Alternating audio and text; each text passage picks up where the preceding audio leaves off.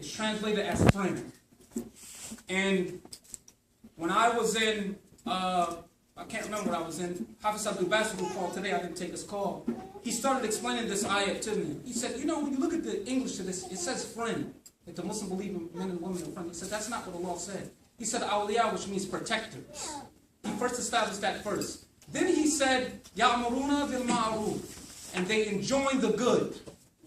How often do we hear about the negative narrative in our community and about each other? If something was to happen to Hanif, you would hear about it probably in the next 10 minutes. You don't hear about the Zaids. You don't hear about all of the young men. You don't hear about them. And when every day up until Thursday, I received a WhatsApp with some of their accomplishments. And I said, how don't I know that Taqiyuddin, little boy, how don't I know what's going on with him? But if he was to do something wrong, then I would hear about that. So Allah, He did something interesting. Now I'll tell you the rest of the ayah. He said, again, وَالْمُؤْمِنُونَ وَالْمُؤْمِنَاتِ بَعْدُهُمْ أَوْلِيَاءُ بَعْضٍ يَأْمُرُونَ بِالْمَعْرُوفِ وَيَنْهَوْنَ عَنِ الْمُنكَرِ. And of course they enjoin what's right and they stay away from what is not so good. Then he starts talking about وَيُقِيمُونَ الصَّلَاةَ وَيُؤْتُونَ الزَّكَاةَ وَيُؤْتِئُ اللَّهَ وَالرَّسُولَ سَيَرْحَمُهُمُ اللَّهُ إِنَّ اللَّهَ عَزِيزٌ حَكِيمٌ. He said, then they establish salat, they give zakat, they believe in Allah and Rasul, سَيَرْحَمُهُمُ اللَّهُ. Those who do this, Allah's mercy will be upon this. And Allah is, إِنَّ اللَّهَ عَزِيزٌ حَكِيمٌ. Allah is, He's the one who is the most powerful, and He, through His guidance, He knows everything. Right? Through His wisdom, He can guide you. And Allah has Azizul Hakim. Well, look at the order that He put that.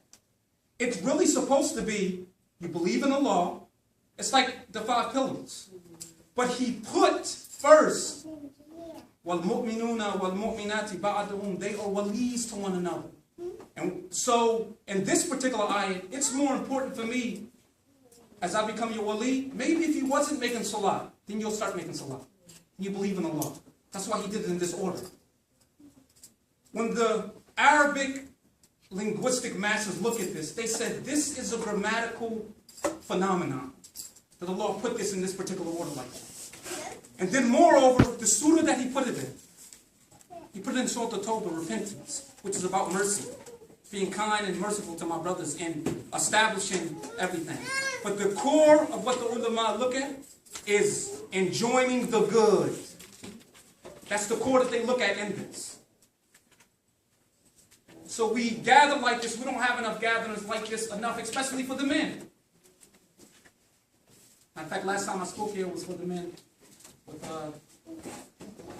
one of our mothers, Dr. Tia. And that was the last time I spoke here at this event. Education is absolutely important. And I want to thank Hafiz Nahal Khan, Imam Suhaib Webb, Hafiz Abdul Basit for helping me with what I'm getting ready to say and what I've said thus far. Everyone knows about the first command, which is Iqra. Everyone knows about that. It's Allah told Rasulullah Akram sallallahu alayhi wa sallam, He told him to read. But when I was in Concord, as I was saying, Hafiz Nahal Khan said, I don't want you to look at that. I want you to look at Sayyidina Adam alayhi salatu wasalam, and the first command that Allah gave him. He said, I want you to know all the names of everything. Then I want you to teach all the names of everything. He said, so if you want to look at Rasulullah sallallahu alayhi wa sallam, you can look at that. He said, but you can look at Hazrat Adam alayhi salatu wasalam too. The importance of knowing. And Surah Al-Iqra, if you look at the first 4 ayats, Allah talks about, obviously, read. He talks about qalam, the pen. He talks about knowing. These are the things that He talks about. In order for you to read something, that has to be written. In order for you to write something, you have to know what you're talking about. This is why Allah puts that thing particular there. What's the second surah that was manifested? The qalam, the pen.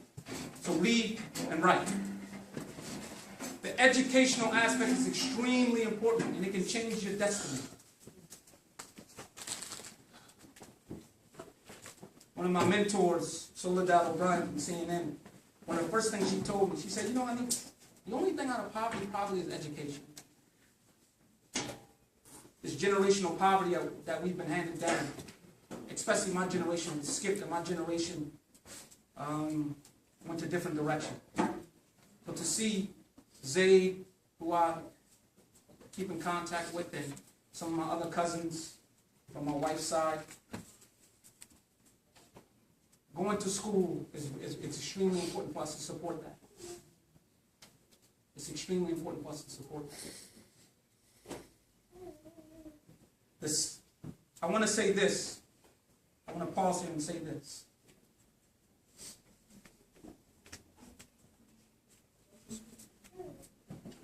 We don't smile enough. We don't, that's fine. We don't smile enough. Having a serious heart does not mean you can't have a beautiful countenance. How is it that Rasulullah was the most burdened person in the history of creation? But there's something phenomenal that happened with him. Let's talk about his burden before I tell you about the phenomenon that happened with him. So we can enjoy and smile with our students who are being honored. The ulama said, anytime you're trying to figure out something about Rasulullah, you have to look at the Anbiya, and particularly the 5 greatest, the Ulul Azm. The Ulul Azm, I'm sorry. Sayyidina Nuh alayhi salatu wasalam, Sayyidina Ibrahim, Sayyidina Musa, Sayyidina Isa, and obviously Rasulullah. That's the 5 Ulul Azm, the 5 greatest human beings. You got to look at them.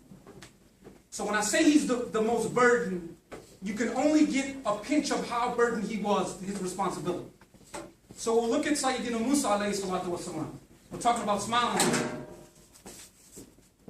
Everything that the Bani Israel had every challenge that they had, the moment that he was sent back to Egypt, it was placed on top of his shoulder. That was just with Bani Israel. Same thing with Sayyidina Lut alayhi salatu wasalam, with the people of Sodom. With the challenges they had, it was placed upon them. Because he was sent to those particular people. Who was Rasulullah sent to? Everybody. So the entire world was placed on top of him. That's how much he was burdened. Right? So understand that. And they said, even with us saying that, you still won't be able to understand what was going through his mind and his heart. It was to the point where we're still talking about smiling, and we're trying to get an understanding of how burdened he was and think about the problems that make you frown and make you have anguish. We all heard the hadith about him standing in Salat and Qiyam al-Layl and Tahajjud. His ankles were sore. So Allah responded to him. He said, Taha ma anzalna alayka al-Qur'ana litashqa illa tadhkiratan liman yakhsha. That's what Allah responds to him.